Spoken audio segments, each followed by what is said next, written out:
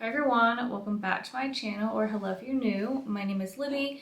I post a lot of beauty and lifestyle content here on YouTube, and in today's video I'll be sharing my birth story. Almost 3 weeks ago I gave birth to my first baby, a boy. His name is Flynn. He'll probably make an appearance in this video because he's in his little bassinet, not really napping. I took notes throughout labor and delivery. I guess to start, we had to schedule an induction because I was still pregnant at 41 weeks and he wasn't budging. We had scheduled a BPP, which is a biophysical profile, which is basically like an ultrasound, but they were also checking things like the fluid level, checking his movements, and checking his practice breathing. So he passed all of that. I went ahead and scheduled an induction for Friday, August 16th. My main labor and delivery goals for going into labor and everything was I didn't want to have a C-section. That was very high on my list. It just really scares me, to be honest. And I know it's something that women get all the time, but that was just a really high up on my priorities list if I did not want to have a C-section.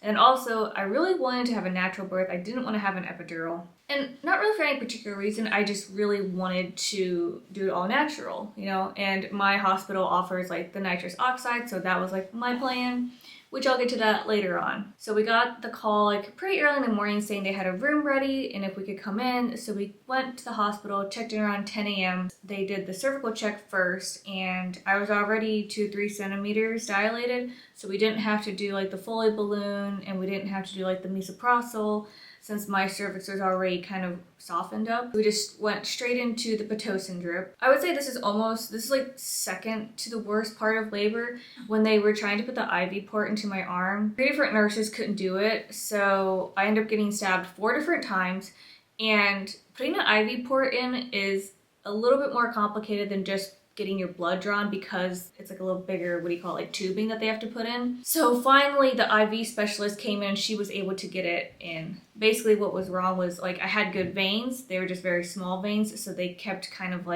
exploding pretty much. I was on Pitocin and they were increasing it just by a milliliter here, a milliliter there, every half hour or so. There was me and Terry in the room, and then my mom ended up coming later to the hospital. Basically, yeah, we were just kind of chilling. We ordered some food and the hospital food actually wasn't too bad. I'll post some pictures up here so you can see what it looked like. Yeah, it was just kind of biding our time. So I'm kind of jumping over the place, but anyways. So my final weigh-in when I checked into hospital, I was 135.8 pounds. So that means I gained a total of 28.8 pounds throughout this pregnancy, which I was very happy about. I was expected to gain between 25 and 35 pounds, so I feel just shy of 29 pounds was really good. So yeah, we checked in. I got hooked up to those monitors. There's one to check the baby's heart rate, and then one to track contractions. Yeah, so started Pitocin at 1, ate lunch around 1:40-ish. Around 3 o'clock, I started to feel a little bit of cramps, which I think were the contractions, but it wasn't anything extreme or anything. So my mom ended up coming over around this point. As things are going, contractions are happening, I just feel really tired and I really want a nap. I feel a heavy pressure from the contractions, but nothing a sharp pain, nothing a period cramp pain or anything like that. We did have to pause Pitocin around 4:30-ish because my baby's heart rate kind of took a dip. I changed positions on the bed and that helped kind of readjust him. He was very sensitive to certain positions, so poor little guy. So we kind of had to start back down to a lower dose of Pitocin and then work our way back up again. We didn't eat dinner until much later. I noticed a lot of swelling in my left hand, and I think that was just from the IV and because they also had me, I was hooked up to Pitocin and some IV fluids as well. I did try to nap. I couldn't really, so I was mostly just resting my eyes. My night shift nurse was okay, we're gonna have a baby tonight. That was her goal, and I was all right, let's do this. So around 9 p.m. contractions are still happening. They're picking up. We're waiting for one of the midwives. We're waiting for the midwife on call to do another cervix checks just to see how everything was going. And around 11 p.m. I was still only 4 centimeters dilated, but the cervix was super thin. So she tried to stir things up and break my water at the time, and he really did not like that. So I just had to change positions again. I went through a full bag of IV fluid, so they had to put another bag up. Basically, there was a point where we were concerned that my baby couldn't handle the higher doses of Pitocin. And if that was the case and it was just stressing him out too much, we would have had to consider other options. At that point, obviously I'm just gonna do what's best for me and my baby. So I was accepting that. At 11:30, that's when the contractions hit me so hard. I thought I was gonna die, no lie. I was crying. I wasn't yelling, but I was definitely crying. I was in so much pain, I could barely talk. So when I would talk, it was basically just at a whisper because I was just in so much pain. I was just trying not to like think about it. It truly felt like cinder blocks were just crushing my uterus. Like it felt like I was trapped under like a collapsed building. It was just this intense pressure and pain, very excruciating pain. Around 1 a.m., my water did break. We did try the nitrous oxide and it was so weird. It felt so trippy and I was really paranoid that I was gonna get nauseous because I really hate to throw up. It didn't distract me enough either. I just felt dizzy and gross and disoriented. So I was like, we're not doing that. And I just wanted the epidural right away. And we had to wait a minute because the anesthesiologist was busy doing an epidural on another woman at the time, but we were able to get someone in. And it was really perfect timing because as long as I could stay still enough, they were able to do the epidural. So even though the contractions were so intense, I was still able to get the epidural in time, which is great because the next cervical check that they did, I was fully dilated, like we were ready to go. Like the baby was gonna be coming now. So I had like this really strong urge to poop and I had like the bedpan and everything because I was like, oh God, I feel like this immense pressure. And that was like a sign that I was like fully dilated. The pain was like 8 to 9 on the pain scale before the epidural, and then it went down to like a 4 to 5. So basically I could feel the contractions, I could still feel my legs. So the way my hospital does it, you're not completely numb, which was great. So I could feel the contractions, which would help me know when to push. So I started pushing at 1:17 and he was out by 2:20 a.m. It was very surreal. I was like in a couple of like different positions. There was like this like bar that they attached to the hospital bed, and there was like, oops, I told you he was gonna start crying. Let me go get him. So yes, here is my baby, dishy baby Flynn. So there's like a bar across my hospital bed and they like wrapped a sheet around it. So I was like basically playing tug of war with myself, and that was like the main way that I was pushing, which was really helpful. So I would do 3 pushes every time a contraction would come. At one point you could see his head and I like touched down, you could like, cause he had a full head of hair, as you can see. And it was so like very surreal. And for the longest time, I didn't want to look at him. Like they kept offering like, yeah, do you want to see him? Do you want to see his head? Because you could see his head, like he was like there and everything. Oh, one thing to mention. So I typically wear contacts, but at some point in the evening, I swapped out to wear my glasses, but I actually didn't have my glasses on for majority of labor. And I truly think that helped because I wasn't able to really see what was going on. It was like very blurry. And I ended up putting my glasses on when I did decide to look at him. So they brought out like this full-length mirror, they angled it so I could see him. And it was crazy because there he was, I could see him. And at that point, it was getting a little scary, I will say, because his heart rate was dropping pretty dangerously and a lot of people like pulled into the room. It was getting very chaotic. And my care team did a really good job of not letting us like get too panicky because they were like, okay, we're gonna have some people come in and it's mostly just for precautionary measures, just in case. And basically when I saw him in the mirror, I was like, oh right, I gotta get him out because if I don't get him out on my own, then we're gonna have to do some sort of intervention. And I just didn't want that. So yeah, within these like last 3 pushes, I got him out. They placed him very, very quickly on my belly. Terry cut the umbilical cord. He was screaming when he came out. He was so unhappy. He did not want to be out. But because he was born at 41 weeks and 5 days, he had none of that vernix on him. So he was like kind of wrinkly and stuff. But yeah, he needed to come out. Birthing the placenta was like super easy, so.